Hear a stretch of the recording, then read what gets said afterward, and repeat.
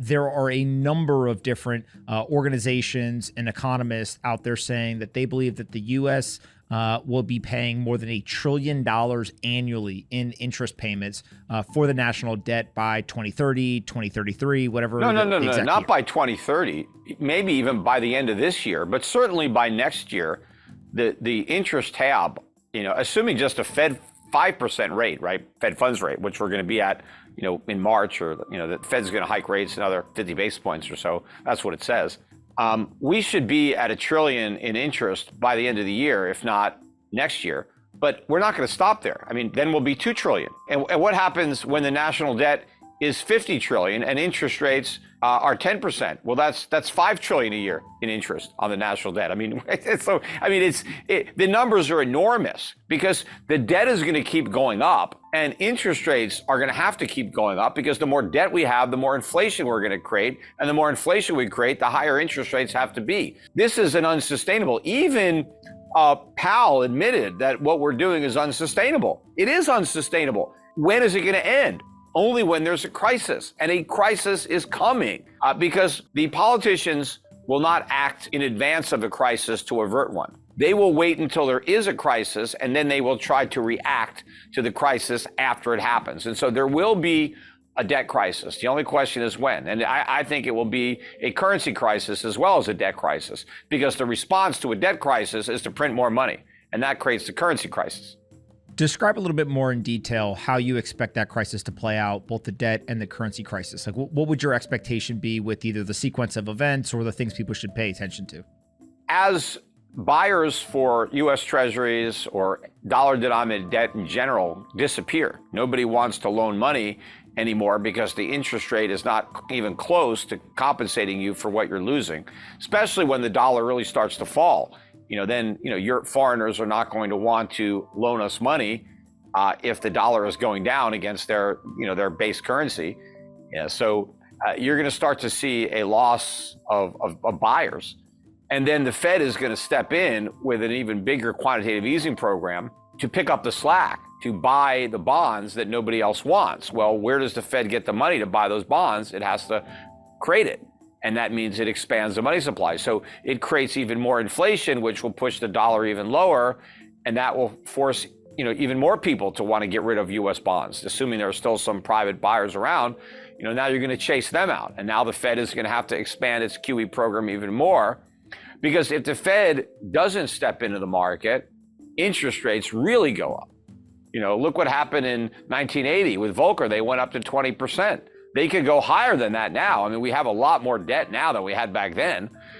So in theory, rates should go higher now than they were back in 1980.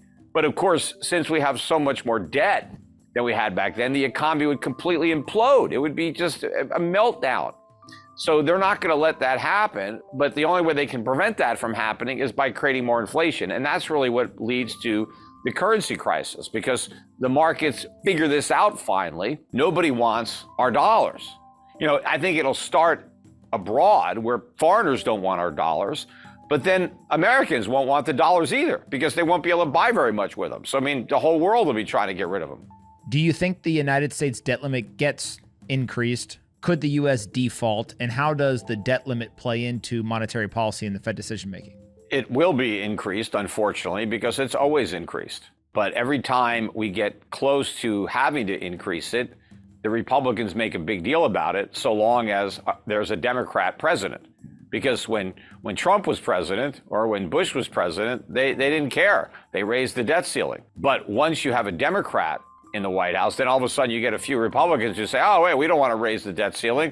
Well, we want to cut spending. Well, why don't you cut spending when you got the White House, Because they don't actually want to cut spending. They just want to talk about it. And so you're going to get some Republicans talking about how we have to get a handle on the debt. But at the end of the day, we never get a handle on the debt. And we're going to increase the debt ceiling. Now, we would all be better off if we never increased the debt ceiling, had they never raised it the very first time. And we've had it for like 100 years, but we'd be better off if the initial debt ceiling was still in place and we didn't have all this debt. The reason we have so much debt is because they keep raising the ceiling. And it's nonsense to say we have to raise the ceiling to pay our bills. If we wanted to pay our bills, we wouldn't have to raise the ceiling. We would just pay our bills. The reason we want to raise the debt ceiling is so we can continue to not pay our bills, so we can go into debt instead of paying our bills. But the problem is paying the bills actually costs money. Nobody wants to pay the bills. The politicians want to keep on kicking the can down the road, so they want to raise the debt ceiling again so that we can continue to not pay our bills and have the debt, national debt, go up to 35 trillion, 40 trillion, 50 trillion, infinity and beyond. But the problem is going to come when we reach a ceiling that we can't raise. And that is the lending ceiling. That is the willingness of the rest of the world to loan us money, because when we hit that ceiling, then we're done. But the crazy part about it is we tell our creditors, if we can't borrow more money, we will default. Well, we're basically telling the creditors that this is a Ponzi scheme, because we're only going to pay back our current bondholders if we find somebody dumb enough to buy new bonds. And then we can take that money and use it to pay off the guys who own our bonds now. But why would you deliberately loan money to a government if they're telling you right off the bat, if we can't borrow more money, we're just going to default and you're never going to get your money back?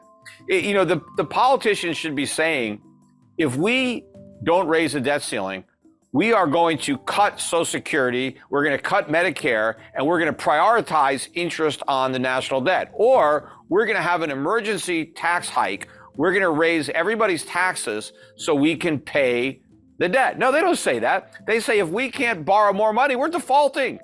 So how much longer can this go on? Because default is inevitable. It's only a question of when. Now, of course, the other thing that they can do if they're not going to default, well, they just print. Well, then there's hyperinflation, and that's the same thing. It's actually worse than defaulting. Could we see a world over the next 10 or 20 years in the United States where inflation is 10 or higher on an annual basis?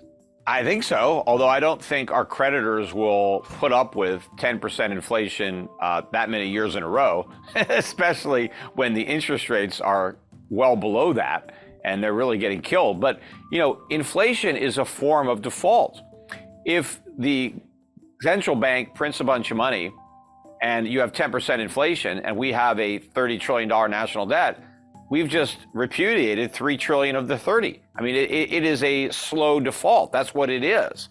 It's just a different way of defaulting. You do it through inflation instead of just reducing what you pay. But the impact is the same for the bondholders. Either you get all your money back, but you can't buy as much, or you get less money back, but you can actually buy the same. Let's say there's 10% inflation. If I got 90 cents on the dollar, well, that's the same as getting 100 cents on the dollar with 10% inflation, or I can get 90 cents on the dollar with no inflation. But, prices are going to go up a lot more than 10%. They could double, they could triple, they could quadruple. And that is a huge haircut. The bondholders end up losing 70, 80% or more of the value of what they loaned. And, that's like the government paying off 10 cents on the dollar, 20 cents on the dollar.